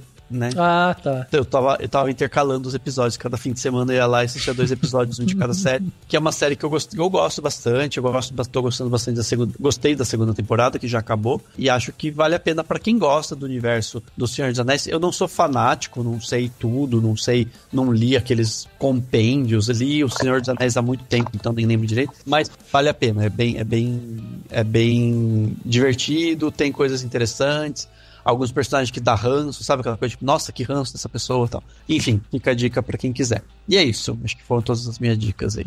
Boa, pô, sensacional, tá aí, livro, audiolivro ou livro, podcast, série, caraca, muita coisa boa mesmo. Bom, pra fechar aqui, eu vou já fazer o gancho, né, que eu tinha falado, o Alan falou muito bem aí da Roberta Rodrigues, eu acho que realmente ela é o destaque, né, de Cidade de Deus, e pra quem não sabe, ela tem um podcast, né, ela apresenta um podcast, ela e a Shirley Cruz, que se chama Sem Glamour, é um podcast aí que dá pra vocês ouvirem ele, ou verem ele, né, porque ele tá no formato de mesa cast também, né? Então você pode procurar também, tanto no YouTube quanto no Spotify. E eu acho muito legal, porque a descrição do podcast é a seguinte: existe um ditado popular que diz mais ou menos assim: quem vê close não vê corre. E não vê mesmo, quer dizer, não via, porque agora vai ver. Essa é a descrição do podcast delas.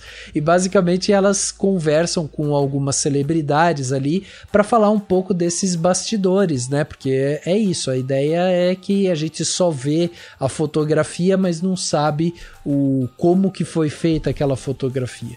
Então, recentemente elas conversaram lá, inclusive com a Andréa Horta, que trabalhou, né, com a Roberta Rodrigues, Babu esteve lá também, Cris Viana, enfim, um pessoal bem legal, e fica essa dica aí para quem quiser acompanhar, né, esse podcast aí da Roberta, que além de ótima atriz também é uma ótima entrevistadora, então fica já essa dica.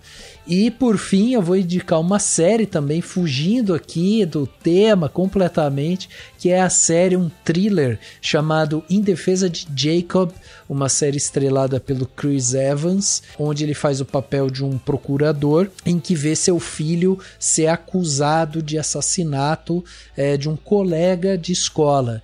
E aí a série se desenvolve em cima disso, assim, dela construir essa defesa e tentar entender o que foi que aconteceu e tal. E uma das coisas que eu acho muito legais dessa série é justamente que ele trabalha muito com essa dúvida, né? Fica essa dúvida no ar. Você nunca sabe direito o que aconteceu. Quando você acha que você está tendo certeza de alguma coisa, ela muda, vai por um outro caminho, e daí você fala, então não é mais nada daquilo, acho que agora é outra coisa e tal. E por aí vai. Então eu acho que é uma série sensacional para quem gosta de thriller, para quem gosta assim dessas séries de tribunal, de investigação e tal, vai gostar muito, e essa série está disponível aí na Apple TV.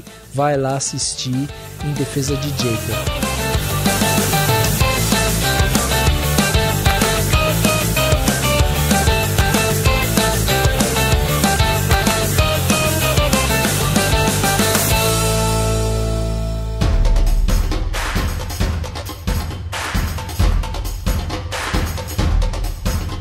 E, gente, é isso. Queria agradecer aqui meus convidados que estiveram comigo nesse podcast Cinemação 574 aqui. Um papo sensacional que a gente teve aqui, né, sobre Cidade de Deus, essa série que terminou agora e vai trazer aí numa segunda temporada. Eu tenho certeza que pelo menos nós 4 aqui estamos lá na lista de audiência da Max, né? Porque a gente não sabe o quanto que a série fez sucesso, mas para terem renovado, né, para uma segunda temporada, é sinal que surpreendeu, né? Surpreendeu a HBO lá. Então, a gente está ansioso para essa série chegar, e é isso. Muito obrigado. Obrigado, Lai, pela sua presença aqui com a gente, e deixa meios de contato, Lai, como que as pessoas fazem para acompanhar você aí nas redes sociais e lerem seus textos e o trabalho todo que você tem feito aí. Que isso, eu que agradeço pelo convite, é sempre muito bom ter esse espaço aqui para debater, que é uma coisa muito rara da gente conseguir fazer hoje em dia, assim, a Cinemação sempre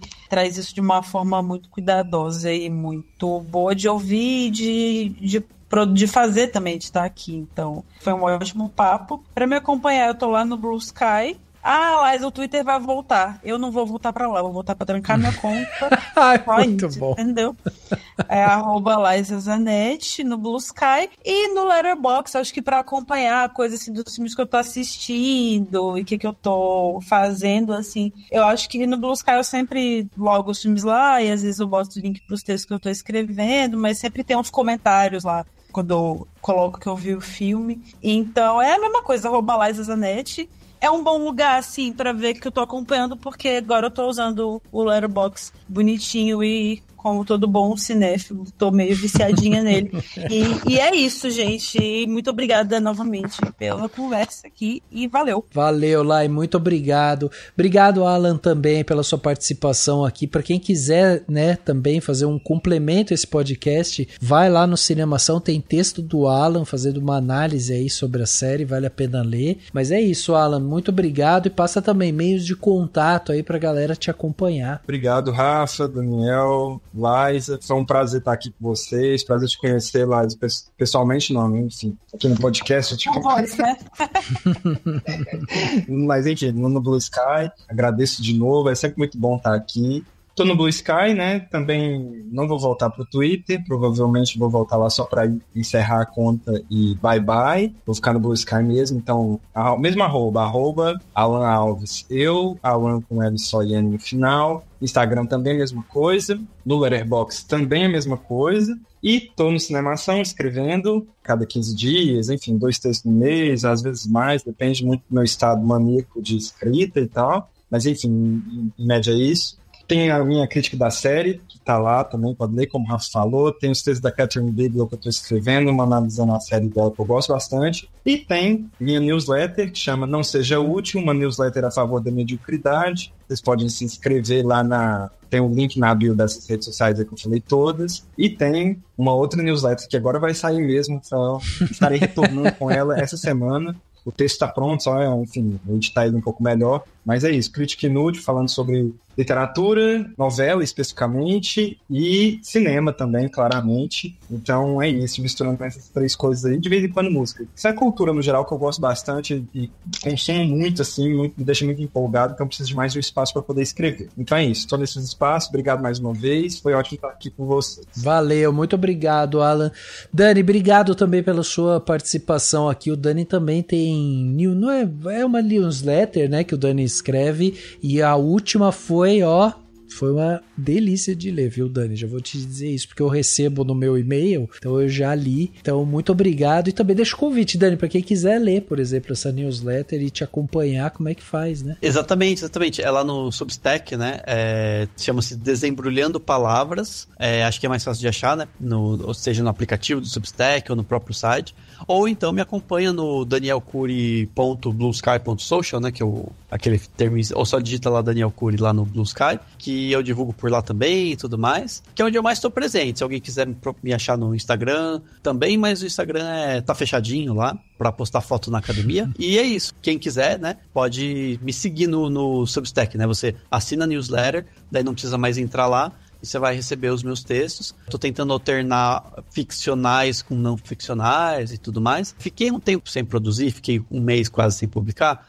Mas voltei, tá tudo certo, não preciso pedir desculpa pra ninguém, né? É isso. E tá tudo certo, e é isso. É isso, pessoal. Pra você aí, né, que curtiu o episódio de hoje, você quer continuar essa conversa com a gente, seja, né, pra mandar crítica, perguntas ou compartilhar suas próprias ideias, só aparecer nas nossas redes sociais, procurando sempre por @cinemacal ou mandar um e-mail para contato@cinemacal.com. A gente adora ouvir o que vocês têm para dizer, então envia aí seu contato, segue a gente lá nas redes sociais, que estamos lá em todas elas, no Blue Sky, né, e por aí vai, Twitter e Instagram e tudo mais. Quer trocar uma ideia direta comigo? É só me procurar aí nas redes sociais também, como Rafa Arinelli. Sempre bom conhecer quem tá aí do outro lado, ouvindo, então entre em contato, vamos trocar essa ideia. E não se esqueça de seguir o podcast do Cinemação, né? Pode ser no Spotify, na Apple Podcast, no Deezer, Castbox, Orelo, em todos os agregadores aí. Assim você recebe todos os episódios fresquinhos no momento que eles saírem assistirem, você já vai lá e já faz o seu download e pode ouvir ele durante a semana toda aí. E fica também o convite, se você quiser apoiar o Cinemação com o valor de um cafezinho, você já ajuda demais a gente aqui, e além de ganhar presentes exclusivos no final do ano, você também entra para um grupo super especial no WhatsApp. O link para se tornar um apoiador tá no post desse podcast. O podcast Cinemação 574 fica por aqui e a gente se vê no próximo.